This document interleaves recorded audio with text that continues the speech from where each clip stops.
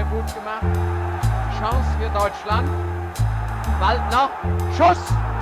Und zweimal muss der Yashin hingreifen. This is Lev Yashin, widely recognized as one of the greatest keepers of all time. To this day, he's the only goalkeeper to have won the prestigious Ballon d'Or award. You might be asking, why am I bringing him up in a Blue Lock video? Well, it's because finally in this episode, Ego introduces real goalkeepers. Now, granted, it's a hologram, but still, it's better than the makeshift strikers who were previously in goal. No offense to Imon, of course. What I liked about Captain Tsubasa was that goalkeepers were given a big spotlight in the show. But in Blue Lock, other than the occasional saves here or there, you don't get much else. Which is kinda odd because goalkeepers are such an important part of the occasion. Especially in a show where the spotlight is on the strikers. At the end of the day, it's a goalkeeper who stands between a striker scoring or not scoring. In real life, a world-class goalkeeper can literally change the outcome of a game. No matter how good Messi is, time after time his legacy was at the mercy of Emiliano Martinez. Especially in penalty shootouts where over and over again he dragged Argentina to the finish line. He was so effective in fact that FIFA had to stop him by changing the rules. In the past, we have seen the likes of Manuel Neuer in some extent revolutionize the game of football by redefining the role of goalkeepers. In his prime days, it felt like watching a center back play in goal, and Bayern had an extra man in the back every time they had possession. His incredible goalkeeping skills plus contributions to both Bayern and Germany's success is why today he's many people's GOAT in that position. You know that moment in the anime where it was just pure chaos and then Barrow shows up taking control of the situation? World-class keepers can also replicate that in their own way. Let me show you what I mean. Good evening, Australia. Now is the hour for Australia to clinch its place in the World Cup finals. It's agonisingly close, but still Iran blocks the way.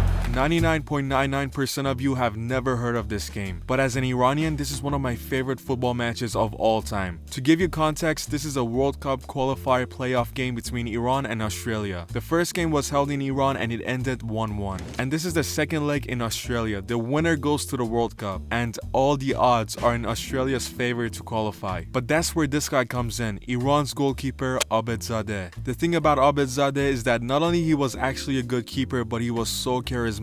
Here's how the Australian commentator describes him, which I think is an accurate description. The captain is the goalkeeper, Abedzadeh. Extravagant, brilliant, but his showmanship may cost him dearly one day. Excited at the prospect of this game here at the MCG.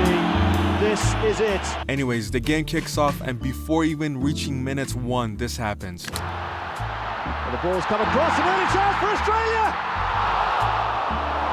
Abedzadeh with an outstanding save from Aurelio Vidmar. So Abedzadeh makes this clutch save to keep Iran in the game. And while the broadcasters are showing a replay, Australia once again comes so close to scoring. Trinity 2, and here's the second, Vidmar again, still Aurelio Vidmar, over the bar. This time he manages to get a last-minute touch to send the ball out for corner. And you can see it in every Iranian player's face, the pressure and the nerves is getting to them. In real time, the team is collapsing. But then there is this psychopath goalkeeper who's just smiling as if nothing has happened. This was the thing with Abedzadeh, nothing would ever face him. But Abedzadeh, the captain here, he's noted for this type of thing, feigning the injuries, wasting time just to allow his team to get their composure back. You know, in the show, Barrow didn't need to do a rainbow flick to get past the player in front of him, but he still did it. It was kind of like arrogance and also visibly showing off his superiority. Abedzadeh did this too. He didn't need to make a one-handed save, but he still did it. On the left-hand side, that's a great ball, Stan Nazaridis in behind. Another chance for Australia. Well, takes it with one hand. Venables on his feet. Half of the MCG in line with him as we take another look at the relaxed save there from the goalkeeper. He is supremely confident, many say overconfident. You just sense he's going to either be the hero or villain for Iran tonight. And spoiler alert, that night, he and all the other players became national heroes. Anyways, I'm sure there are other examples of iconic performances from goalkeepers. Let me know your favorite ones, but that was mine. You guys always smash the like goal, so let's see if we can hit 200 likes on this. And now for the actual Blue Lock review part of the video. So episode 12 starts with Isagi going up against Blue Lock Man, which at first I was super excited and thought, wow, we are actually getting some serious keeper. But then later on I realized Imon was probably better. So the drill is this: shoot before the shrinking circle reaches the ball. And for some reason this whole thing reminds me of Score Hero. And score! Oh yeah, that's the stuff! A perfect shot!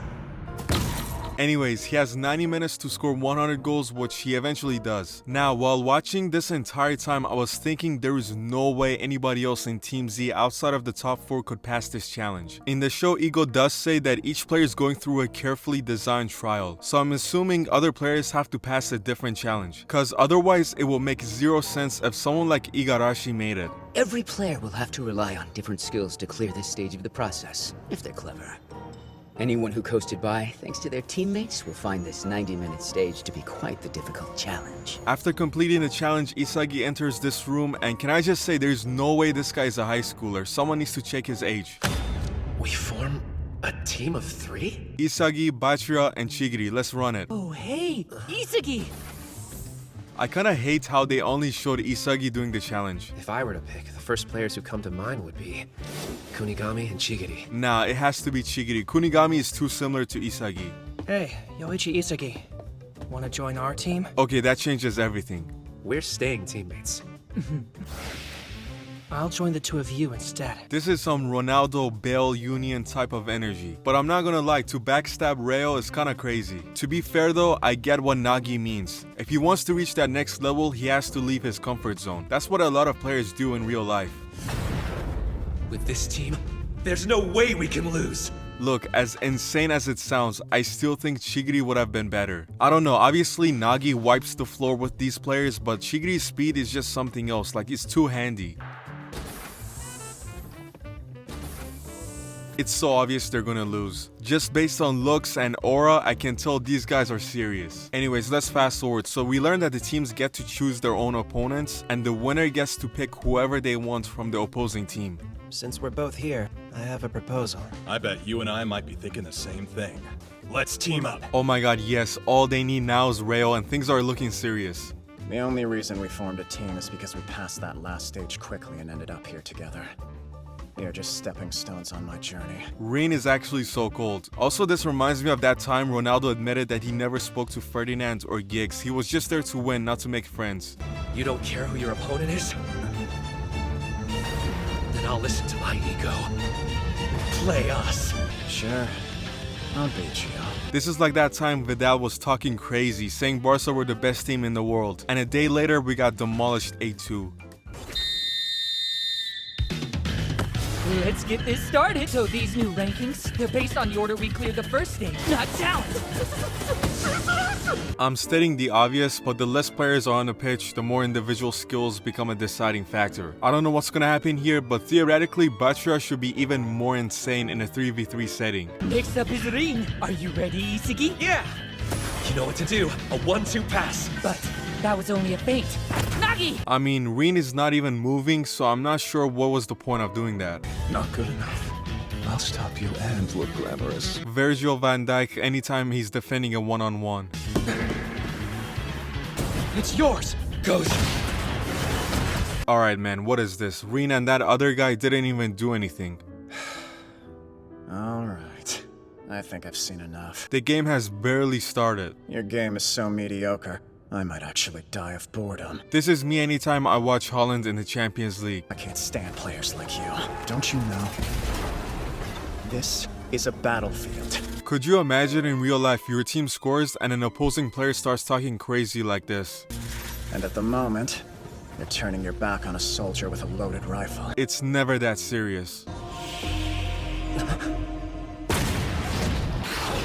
Okay, he was being serious. I don't know why, but I immediately thought of that one goal Mini Minter scored from a kickoff during one of the Sidemen charity matches.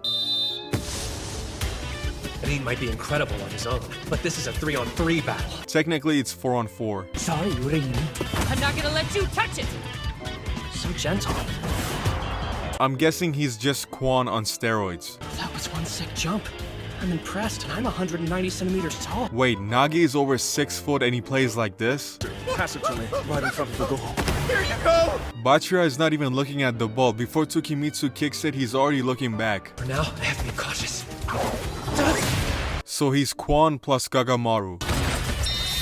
These goalkeepers are actually so useless. Just how long are his limbs? This is a question that I was asking myself anytime I used to watch Zlatan back in the day. If our passes aren't getting through to Nagichi, I'll slice through them myself. That's literally what you should have done since the start. I want your confidence! Somehow his run is still more normal than Sterling's. Still, I can get past him. Don't tease me! Bro, what? I'll leave him in my dust. He stopped Bachira in a one-on-one? Oh yeah, GG's. Gotta foul him! There's no stopping him! He's like a neurotic bullet train! Nah, he's what most people think Adama Traore is when they see his build. Oh, so easy! You know what this guy needs to calm his nerves? He needs those special teas Messi drinks before every game. Doesn't matter how good we are, we'll lose one-on-one. That's why we'll stay within 15 meters of each other, so we won't be isolated. I can't help it. Anytime I see triangles, I get reminded of prime Barca days. So Isagi and I will utilize a new tactic. Realistically, what's stopping Bachira from shooting from right here? We can control the midfield! I swear, Ryu and Tsukimitsu were defending like prime Maldini just a few seconds ago. What a half-baked link-up play. Did you think that I... Can Rin just play normal for once? And you're telling me not to kill it. Interesting. Alright, the way he hits the ball here, physics-wise, it makes no sense. Like, how does the ball go to that direction when you hit it like this? Alright, thank God. I thought they had nerfed Nagi. Like, the way he has been playing in this match, you would think Blue Lock has downgraded him the same way FIFA downgraded Ronaldo. What I can do is... Having another chat on the battlefield? And here I thought you might have learned something. I'm not even joking, there is more screen time of Rin talking than actually playing. If this goes in, I will just stop watching Blue Lock right now. Oh, thank God, I was about to say. He's aiming for the goal with a vertical spin direct shot! Nah, this guy is actually in a different league, man. If I'd been standing on the far post, could I have stopped him? No, I'd have left this section wide open.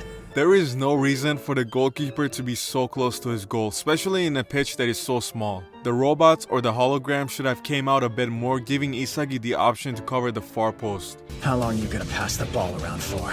Pathetic. And you call yourself a striker? You know, there have been a few times in real life where I have genuinely felt sorry for some players because of how badly they were getting beat on a pitch. And this is starting to become like one of those times. There is no reason for him to be screaming like this. Did you spot an open space? Wait, so they're making Rin OP both offensively and defensively? Like, is anybody gonna beat this guy? He literally has no weaknesses. The only explanation I can think of is somehow he saw what I saw! Like, look, he's acting like he's prime Sergio Ramos or something. This is a nightmare. I wasn't controlling the field all this time. He was! You just realized that? I'm also in complete awe. I'm not gonna lie, seeing Rin just makes some of these guys we have seen so far look so goofy in comparison. Like, what do you mean your strength is never giving up attitude or running behind the defenders? You might as well just pack your bags right now. Both were enthralled.